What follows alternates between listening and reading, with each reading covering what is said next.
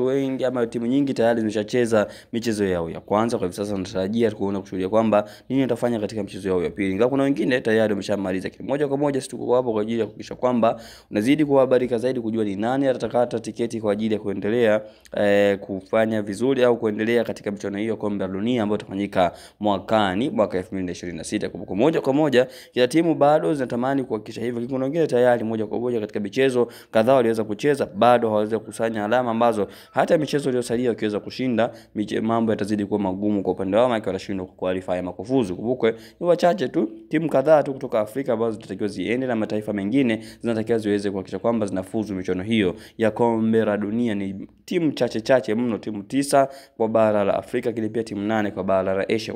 Kwa moja bado tunazidi kuona kwamba timu zinaendelea kupambana kuhakikisha kwamba bado kama timu na nafasi ya kuhakikisha kwamba inafuzu katika michuano. Lakini moja kwa moja sisi tuko hapa kwa ajili ya kuhakikisha kwamba haupitwi na matukio na matokeo mbalimbali ambayo yataendelea katika michezo hiyo, na dakika zote 90 sisi tuko hapa kwa ajili ya kuhakikisha kwamba unapata taarifa zote ambazo zinahusu michezo hii ambayo inaendelea kulindima katika viwanja tofauti.